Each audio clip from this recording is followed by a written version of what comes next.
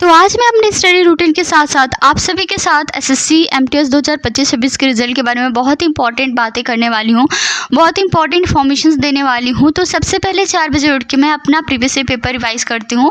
मैंने इससे पहले मॉक टेस्ट दिए हुए थे, अभी इस टाइम बहुत ज़्यादा मैं मॉक टेस्ट पे ध्यान दे रही हूँ क्योंकि मॉक टेस्ट देना बहुत ज़्यादा ज़रूरी है। आपकी स्पीड एंड एक्यूरेसी इंप्रूव होती है इससे।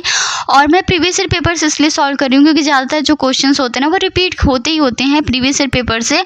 और जीके पे मैं ज़्यादा फोकस कर रही हूँ क्योंकि इंग्लिश तो बेटर ही है, अच्छा है, सही है, इंग्लिश हो जाएगा, बट हाँ जीके बहुत ज़्यादा वाइड है तो इस पे ज़्यादा ध्यान दे रही हूँ। तो जीके के लिए मैं ज़्यादातर प्रीवियस ईयर पेपर्स ही कर रही हूँ मैं, और जो भी करंट अफेयर्स वगैरह वो सारा चीज़ जीके ट्रिक्स यूट्यूब चैनल से कर रही हूँ।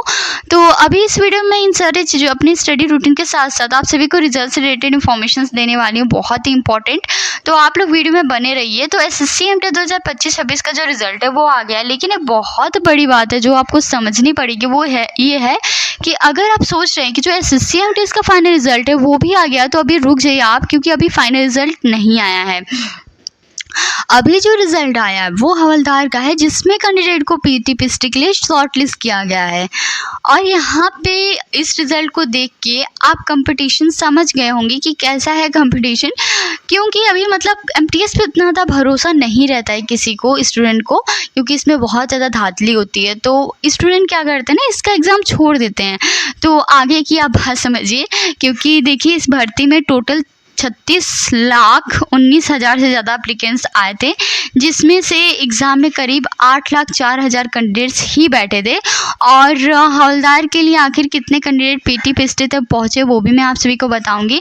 तो जो हवलदार के लिए कैंडिडेट जो पीटी पीएसटी में पहुँचे हैं वो 8,000 कैंडिडेट्स पहुँचे हुए हैं। और आज के इस वीडियो में मैं आपको बताऊंगी कितने फॉर्म आए थे और कितने कैंडिडेट ने एग्ज़ाम दिया, कितने कैंडिडेट हवलदार पीटी पीएसटी के लिए शॉर्ट लिस्ट हुए, और लिस्ट 1, लिस्ट 2, लिस्ट 3 में क्या है, मैल प्रैक्टिस वाले कैंडिडेट्स के साथ क्या हुआ था, और एमटीएस का फाइनल रिजल्ट कब आएगा, अगली एमटीएस वैकेंसी कब एक्सपेक्टेड है, और अगर आप अगली वैकेंसी की तैयारी कर रहे हो तो कितने घंटे पढ़ना है और कितने मार्क्स का टारगेट रखना है। तो वीडियो को आप इन तक जरूर देखिएगा। तो सबसे पहले हम बात करेंगे कि एसएससी एमटीएस हवलदार रिजल्ट में क्या आया हुआ है। तो देखिए फ्रेंड्स, एसएससी ने 3 अगस्त 2026 को मल्टीटास्किंग स्टाफ और हवलदार एग्जामिनेशन का जो मतलब रिजल्ट था, रिजल्ट से रिलेटेड जो भी नोटिस था वो जारी किया था। लेकिन इस नोटिस का इम्पोर्टेंट पॉइंट ये है कि हवलदार पोस्ट के लिए जो सीबीई से पीटी पीएसटी होता है, जो कैंडिडेट्स हैं उनको शॉर्ट लिस्ट किया गया। मतलब अगर आपका नाम लिस्ट हुआ है तो आपका हवलदार सिलेक्शन अभी फाइनल नहीं हुआ है।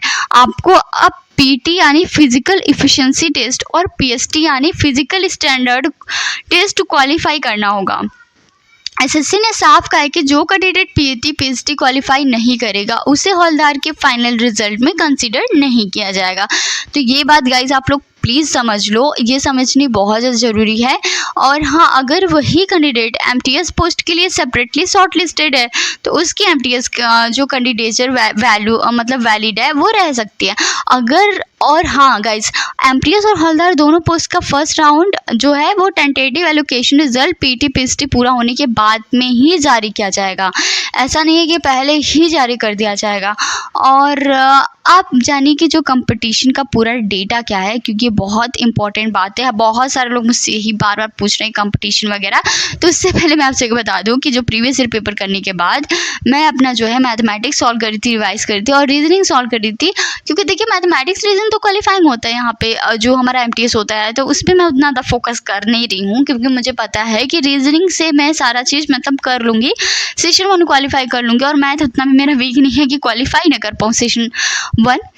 तो मैथ और रीजनिंग में प्रैक्टिस कर रही थी। मैथ रीजनिंग को बस वही 1-1 घंटा देती हूँ, पहले ज़्यादा देती थी बट अभी ज़्यादा मैं फोकस कर रही हूँ इंग्लिश और जीके पे। तो हम बात करते हैं यहाँ पे कंपटीशन के पूरे डेटा पे कि जो कंपटीशन है कितना है। तो जो ये वैकेंसी निकली थी इसका जो नोटिफिकेशन था 26 जून 2024 में आया हुआ था।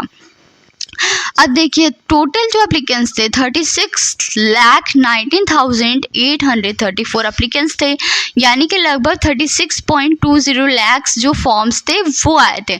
लेकिन ध्यान रखिए 36 लाख लोगों ने फॉर्म भरा था, इसका मतलब ये नहीं है 36 लाख लोगों ने एग्ज़ाम भी दिया। एसएससी के ऑफिशियल डेटा के अनुसार जो 8 लाख कैंडिडेट थे, मतलब कि 8,04,633 कैंडिडेट्स ने सीबीई में एक्चुअली अपियर मतलब हुए थे ये लोग, यानी लगभग 8 लाख कैंडिडेट ने एग्ज़ाम दिया। अब समझिए असली कंपटीशन कि हवलदार में कितने लोग आगे पहुंचे हैं, क्योंकि अभी जो आप सभी का हवलदार का पीटी पीएसटी के लिए शॉर्टलिस्ट हुए हैं कैंडिडेट, तो उसका डेटा मैं बता रही हूँ आप लोगों को कि एसएससी ने हवलदार की वैकेंसीज के अगेंस्ट कैंडिडेट को 1:7 रेशियो में पीटी पीएसटी के लिए शॉर्टलिस्ट किया है, और इस बार 8,071 कैंडिडेट्स पीटी पीएसटी के लिए शॉर्टलिस्टेड हुए हैं। यानी ये जो फाइनल सिलेक्शन है, ये फाइनल सिलेक्शन है ही नहीं, ये सिर्फ अगली फिजिकल स्टेज के लिए शॉर्ट लिस्ट है। तो अगर आपका रोल नंबर इन 8,071 कैंडिडेट्स में से है तो बहुत बहुत बहुत कॉन्ग्रेचुलेशंस, लेकिन अब पढ़ाई से ज़्यादा आपको फोकस करने पड़ेगा फिजिकल टेस्ट पे, ठीक है। तो फिजिकल टेस्ट पर भी आप सभी का फोकस होना चाहिए। और अब समझते हैं लिस्ट 1, लिस्ट 2 और लिस्ट 3 क्या है। तो रिजल्ट पीडीएफ में अलग अलग लिस्ट देकर बहुत सारे जो स्टूडेंट हैं ना वो कंफ्यूज हो गए थे, लेकिन ये बहुत ही सिंपल लैंग्वेज में आप समझिए कि लिस्ट 1 क्या है। लिस्ट 1 वो है जो मतलब ये वो कैंडिडेट हैं लिस्ट 1 में जिन्हें हवलदार के लिए पीटी पीएसटी के लिए शॉर्टलिस्ट किया गया है। एसएससी के ऑफिशियल नोटिस में category wise total shortlisted candidate दिए गए हैं, जैसे ईडब्ल्यूएस का 840 है, एससी का 882 है, एसटी का 609, ऐसे कर करके है, ठीक है। इन सबको मिला के 8,071 कैंडिडेट्स हैं। लेकिन एक इम्पॉर्टेंट बात है कि इनमें कुछ कैंडिडेट ने यूआर कट ऑफ पर क्वालिफाई किया है, इसलिए कैटेगरी वाइज नंबर्स को सिंपली जोड़कर अलग अलग रिजर्वेशन लॉजिक एज्यूम मत करिएगा। और दूसरा हम बात बताते हैं कि लिस्ट 2 में कौन कौन से कैंडिडेट है। तो लिस्ट 2 में वो कैंडिडेट हैं जिन्होंने मैल प्रैक्टिस किया था यानी कि अब आता है सबसे इम्पॉर्टेंट और शॉकिंग पार्ट कि एसएससी ने पोस्ट एग्जामिनेशन एनालिसिस के बाद 727 कैंडिडेट को मैल प्रैक्टिस में इन्वॉल्व पाया हुआ है। तो इस 727 कैंडिडेट का जो रिजल्ट प्रोसेस है अभी नहीं किया गया है और इनका जो नाम है वो लिस्ट 2 में रखा गया है। एसएससी ने ये भी कहा है कि जिन कैंडिडेट को इस डिसीजन पर आपत्ति हो वे कंसर्न रीजनल ऑफिस के सामने रिप्रेजेंटेशन दे दें। तो अगर किसी का नाम लिस्ट 2 में है तो उसे ये नहीं समझना चाहिए कि वो पीटी पीएसटी के लिए शॉर्ट लिस्टेड है, उनका रिजल्ट मैल प्रैक्टिस के कारण प्रोसेस नहीं किया गया और वो मैल प्रैक्टिस कुछ भी हो सकता है। और लिस्ट 3 में कौन है, ये में कौन से कैंडिडेट हैं, तो 169 कैंडिडेट्स के रिजल्ट डेबर किए गए हैं जो भी लिस्ट 3 में है। एसएससी के अकॉर्डिंग इन कैंडिडेट्स को रिस्पेक्टिव रीजनल ऑफिसर्स ने मतलब डिफरेंट रीजंस की वजह से डिलीवर किया हुआ है। इसलिए अगर आपका नाम लिस्ट 3 में है तो आपको ऑफिशियल नोटिस में दी गई जो मतलब सिचुएशंस हैं, कंडीशंस हैं, उसको ध्यान से समझना पड़ेगा। अब बात करते हैं सेकंड कैंडिडेट्स का रिजल्ट जो विथहेल्ड हुआ है। इसके अलावा एसएससी ने बताया कि 2 कैंडिडेट्स के रिजल्ट सस्पिशियस एक्टिविटीज़ के कारण विथहेल्ड रखे गए हैं। तो ये सारी चीज़ें हो रही हैं, इनके रोल नंबर्स पे ऑफिशियल नोटिस में दिए गए हैं। तो कुल मिलाकर रिजल्ट में सिर्फ पास फेल वाली बात नहीं है। शॉर्ट लिस्टेड, मैल प्रैक्टिस और डिबेट जो भी कैंडिडेट्स हैं उनकी अलग अलग सिचुएशंस है। तो देखिए ये सारी चीज़ें हो रही हैं एसएससी में, तो इसी वजह से जो फॉर्म इतने सारे फिल किए जा रहे हैं लेकिन एग्ज़ाम के टाइम सब लोग मतलब डिमोटिवेटेड हो जा रहे हैं, नहीं दे रहे एग्ज़ाम। अब सबसे इम्पॉर्टेंट बात है वो है कट ऑफ, कि कट ऑफ देखकर क्या सीखना चाहिए आप सभी को। तो अब अगर आप अगली एसएससी एमटीएस वैकेंसी की तैयारी कर रहे हो तो इस रिज़ल्ट में एक बहुत बड़ा लेसन मिलता है इस रिज़ल्ट से कि कंपटीशन काफ़ी सीरियस है। ऑफिशियल हवलदार कट ऑफ डिटेल में अलग अलग सीसीए और कैटेगरीज के अकॉर्डिंग अलग कट ऑफ्स हैं, ठीक है। मतलब एग्जांपल के लिए आप लोग देख लो कि यूआर कैटेगरीज में सेशन 2 नॉर्मलाइज कट ऑफ 120 से 140 प्लस दिखाई दे रहा है। लखनऊ सीसीए में यूआर जो कट ऑफ है 141 और दिल्ली में 142 तक गया है। इसलिए सिर्फ ये सोच के प्रिपरेशन मत करना है आपकी 100 मार्क्स आ जाएंगे तो हो जाएगा। आपका टारगेट होना चाहिए कट ऑफ के ऊपर। और वैसे आप लोगों को कट ऑफ से ऊपर नहीं, कट ऑफ से सेफ जोन में जाना है आप सभी को।